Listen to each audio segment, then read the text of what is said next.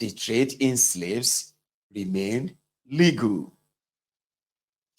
The British government, having taken the lead in Europe, now took on the task of persuading its fellow European powers to follow its lead.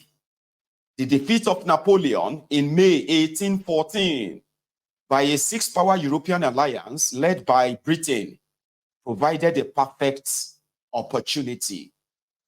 While the primary objective of the new Treaty of Paris, which ended the war, was to redraw the map of the European mainland to contain future French ambitions, the British took the opportunity to insert a clause committing the restored Bourbon monarchy to the abolition of the French slave trade over a period of 5 years. The Congress of Vienna between the same great powers, which held from September 1814 to June 1815 to agree the new balance of power arrangement for Europe, also included a communique condemning the slave trade.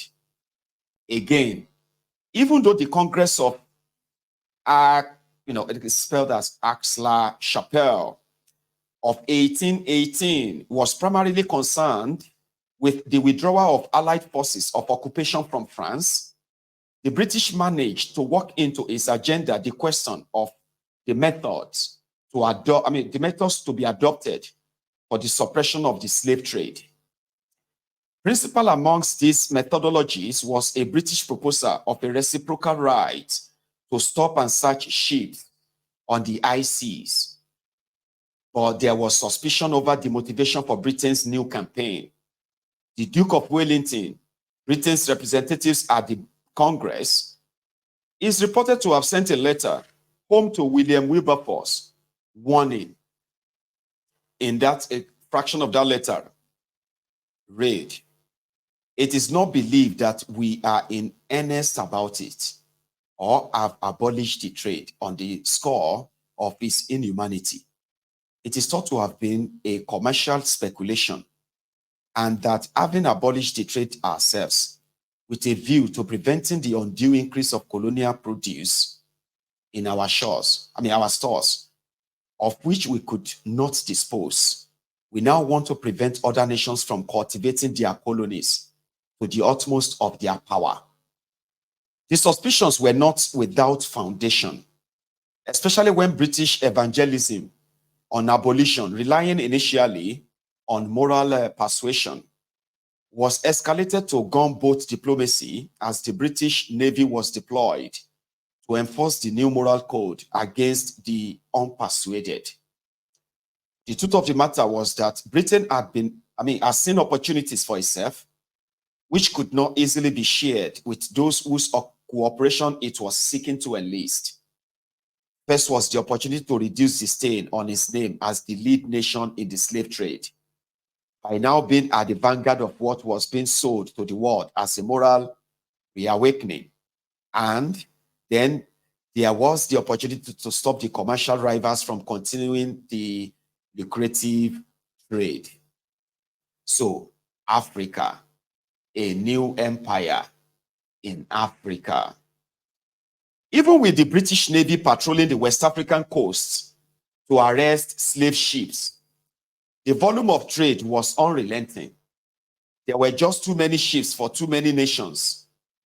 More significantly, with Britain's writ as ruler of the seas not being accepted by ships of the newly independent United States, many slave ships escaped arrest by the simple expedient of hoisting an American flag.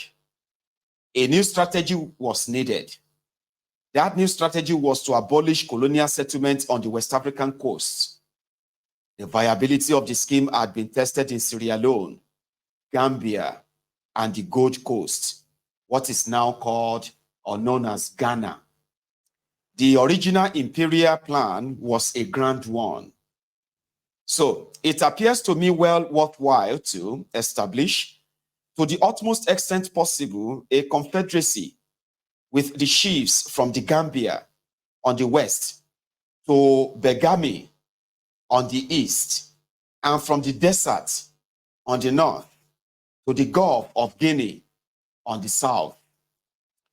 The vision for the land that was to become Nigeria was taken from the work of an earlier author and explorer, McQueen, set out in a book titled View of North Central Africa.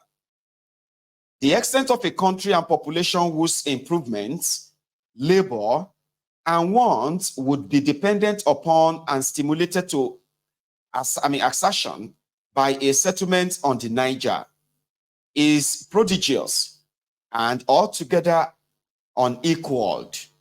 The extent comprehends a country of nearly 40 degree of longitude from west to east, and through the greater part of this extent of 20 degree of latitude from north to south, a space almost equal to Europe, where the confluence of the Shada River Benue with the Niger takes place, is the spot to erect the capital of our great African establishment.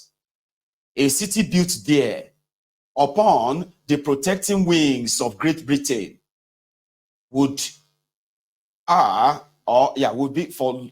become the capital of Africa. One of the expeditionists wrote, within the new pro-abolition climate, selling the new plan of colonization of the same land that had been so blighted by the slave trade was going to be a hard job, requiring the utmost craft and guile.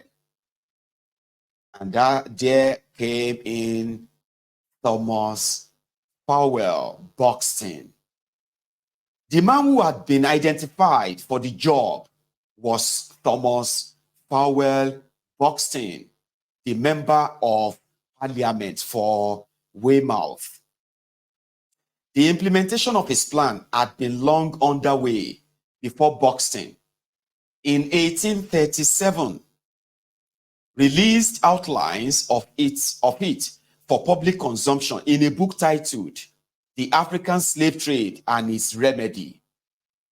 It is a work to which much of British policy in relation to Nigeria over the 100 years following its first publication can be traced.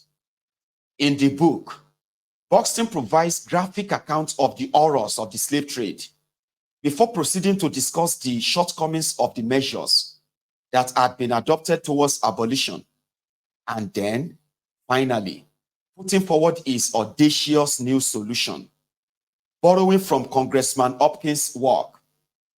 The case he made was powerful. These were the words of Buxton on how Britain can recover from losing their territory, America, and how they could take advantage of the abolition of slave trade, make themselves the campaigner for it, and then designed a different slavery called colonization. So the man who finally gave them the solution that ended up colonizing Africa, keeping slavery for another 100 years. In his words, ladies and gentlemen, our system hitherto has been to obtain the cooperation of European powers, while we have paid very little attention to what might be done in Africa itself for the suppression of the slave trade. Our efforts in that direction have been few, faint, and limited to isolated spots, and those by no means well chosen. To me, it appears that the converse of this policy would have offered greater probabilities of success. That while no reasonable expectations can be entertained of overturning this gigantic evil through the agency and with the concurrence of the civilized world, thank you, there is a well-founded hope amounting almost to certainty that this object may be attained through the medium and with the concurrence of Africa herself. If instead of our expensive and fruitless negotiations with Portugal, we had been during the last 20 years engaged in extending our intercourse with the nations of Africa, unfolding to them the capabilities of their soil and the inexhaustible store of wealth which human labor might derive from its cultivation, and convincing them that the slave trade alone debars them from enjoying a vastly more affluent supply of our valuable commodities. And if we had leagued ourselves with them to suppress that baneful traffic, which is their enemy, even than it is ours, there is reason to believe that Africa would not have been what Africa is, in spite of all our assertions, one universal den of desolation, misery, and crime. Okay? Again, I want you to kind of pay attention to how these guys are describing a continent, put it that way, Africa, where people were living peacefully, governing themselves, okay? Like they had no problem. They are not at war. There was nothing. But you see these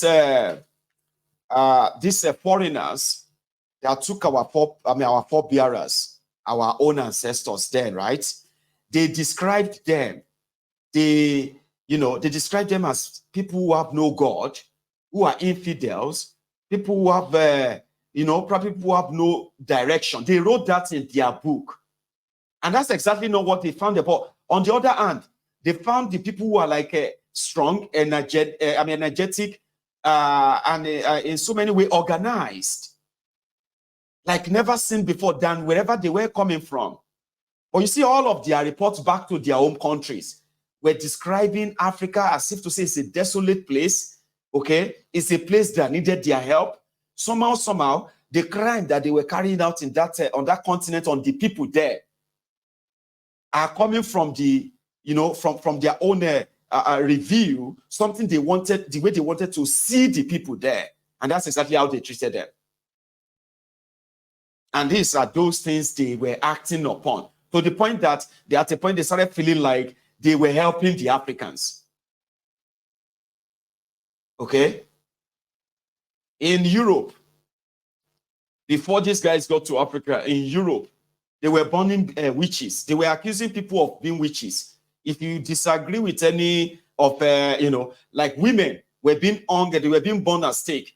And you see, when these guys visited Africa, they saw that Africans actually care for themselves. They care for the vulnerable. They care for the aged. They share the little they have among themselves with so much love. Then these guys, when they brought all this religion, in that their book, they started putting it in a way that the evil that have been existing among them, they now presented them as evils that were happening in Africa. They wrote the books. They were illiterate. They were people who have no morals.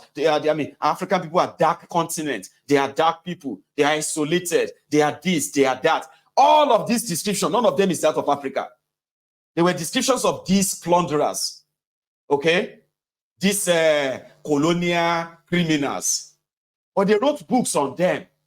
They made a lot of Africans believe that we were so backward, but we were not backward. These guys came in, they looted our artifacts. I'm talking about great minds of artworks that they couldn't believe. I'm talking about centuries of artworks. They saw them, they marveled, like, how did you carve all this? How did you do this? Who thought, that stuff? But they buried all of that. They looted them. They now rewrote the history of Africa by trying to paint us as dark, black-minded people, unexposed, people who have no this, you know what I mean? Like, well, please follow how all of that came to be. You need to know, okay? So Africa has been so advanced enough. What Africa simply kind of mostly lost was that it seems Africans of that era, they were not really adventurous because they had all they needed. They had the land, they had the wildlife, they had the good weather, they had contentment. They were not explorers who wanted to tour the sea to go and see who or what they could loot from anywhere. They had everything, everything. They were the richest until they were invaded. And princes and princesses became slaves.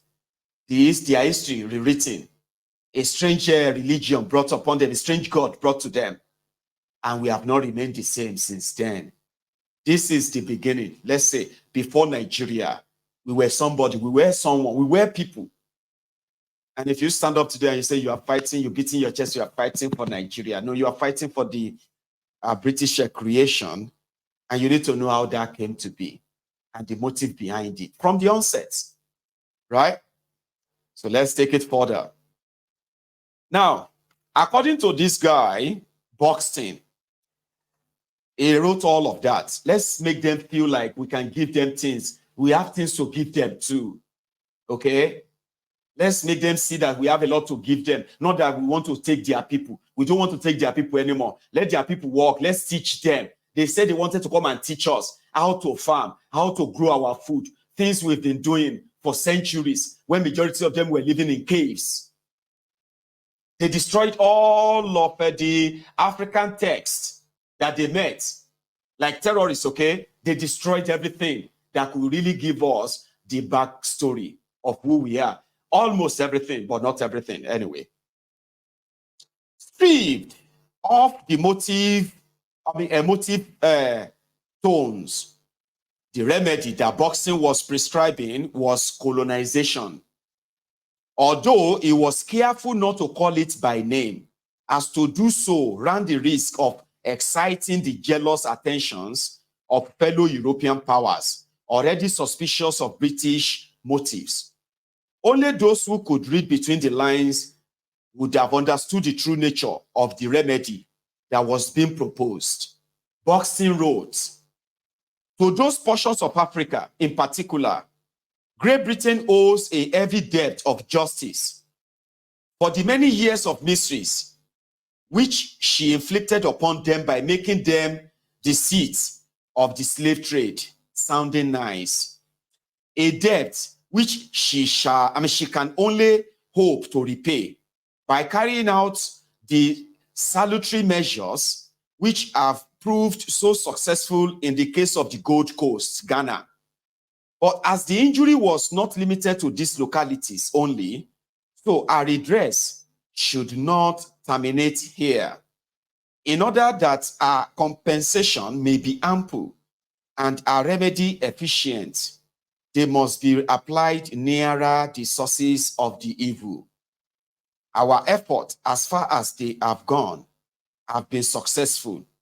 And although our principal object has not been attained by them, we have proved what may be effected by granting our protection, by encouraging commerce and agriculture, and by diffusing the blessings of Christianity, by adopting a similar policy in positions more favorable and in connection with the other measures which I propose. I am led to believe we shall effectually check the slave trade and produce a revolution in Africa, still more signal than that which has been already experienced in our present settlements. That was from Buxton. So, whose resistance would not be overcome by an admission that Great Britain owes a heavy debt of justice, with the promise of atonement by the granting of our protection.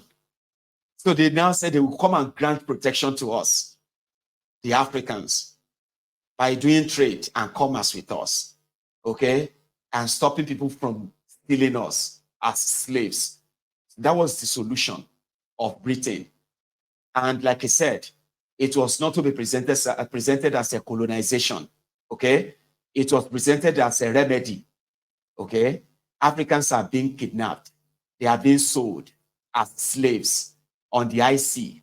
Let us go to them and say, we will now protect you. Nobody will steal you anymore.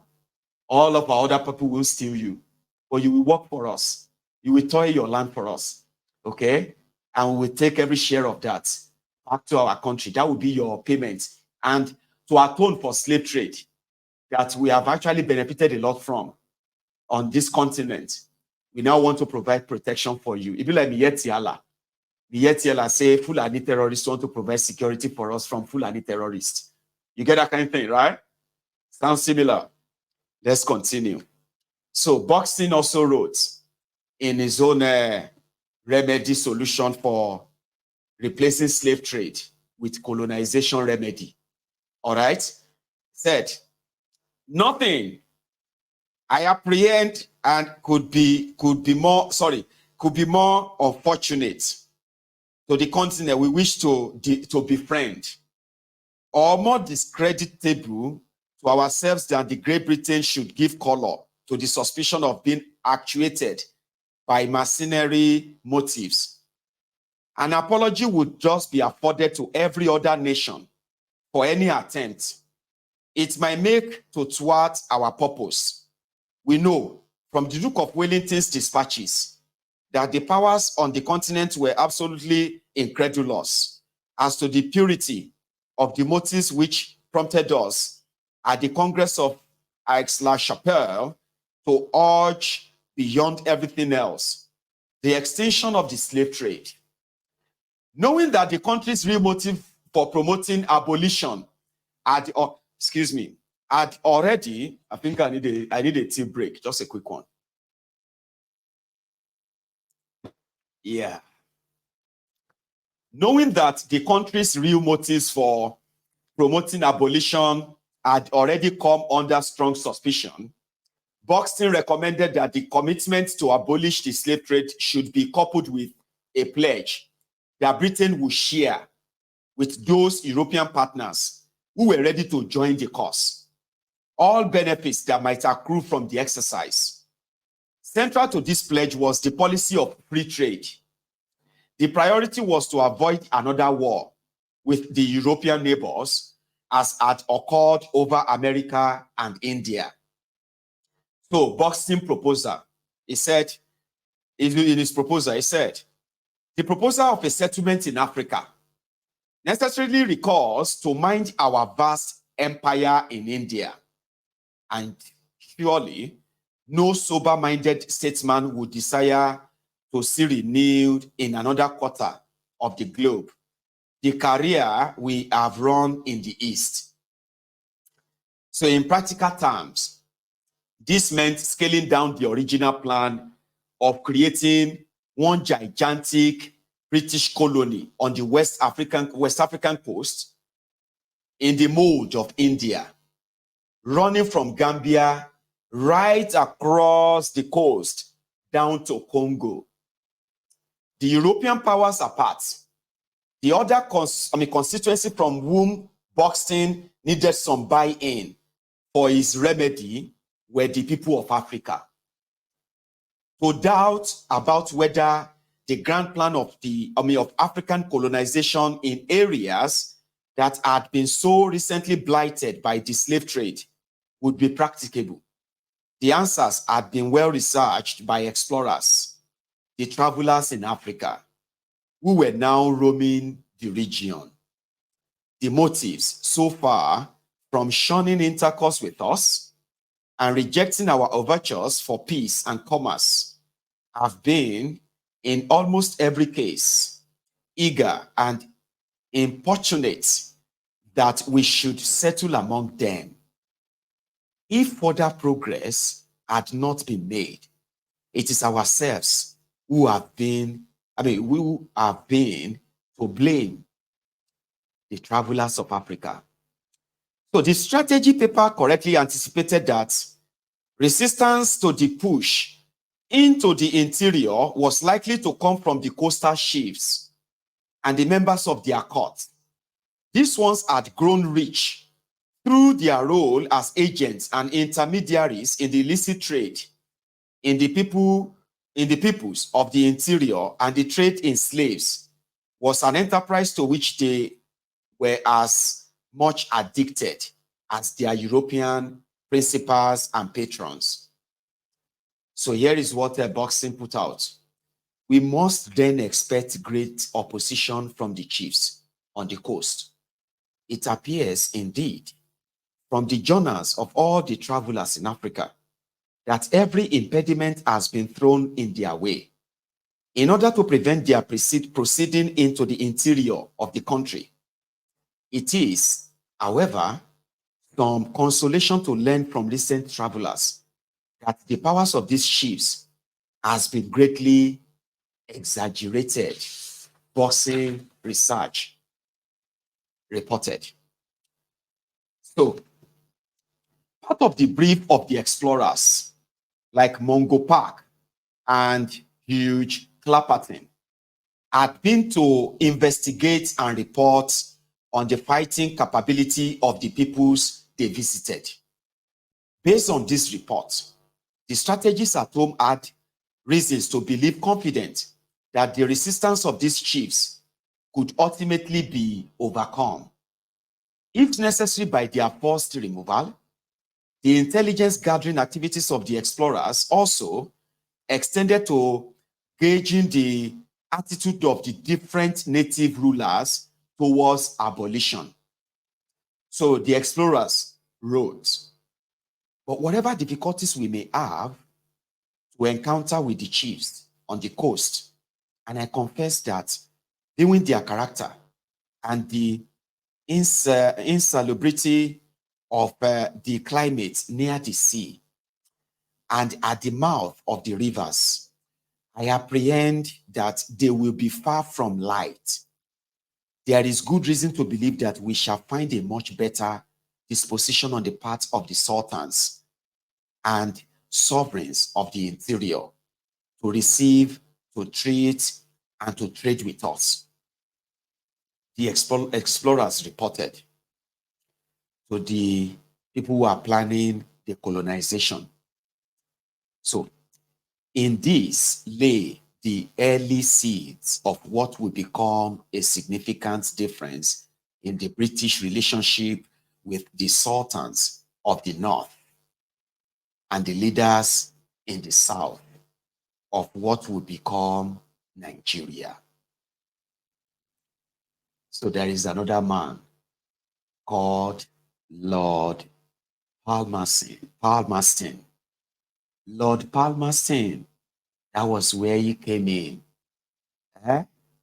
How to make sure that all the chiefs who have ocean or rivers or seas next to their own kingdom, how are they going to be overpowered or removed or even killed? Or how the sultans of the northern, what will later become Nigeria, how the sultans saw them, welcomed them, traded with them, make it more. So this is the history here. So that was where Lord Palmerston comes in. If Buxton's remedy was the intellectual framework for British foreign policy towards Africa, it was the British statesman, Lord Palmerston, who, through his various offices of state, was responsible for its practical implementation. At the headline level, Palmerston's liberalism translated into pushing on from the abolition of slave trade to the abolition of slavery itself. In the subtext, this was to be achieved by getting the British slavers to make the switch from the business of the gathering and sale of Africa's people to the new enterprise of the gathering and sale of Africa's resources.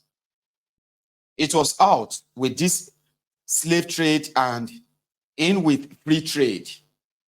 Accordingly, the Abolition of Slavery Act was passed in 1833, under which slavery was made illegal throughout the British Empire.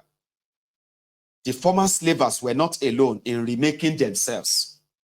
Realizing that the new elixir of reform would be difficult to sell in the old keg of Toryism, on 18th November 1830, Palmerston, the grand old Tory, took up his position in the Foreign Office as part of a Whig government From there, it would move political boundaries across the globe as on a grand chessboard. So delicious in policy terms was the new plan for Britain post-slavery that in 1839 is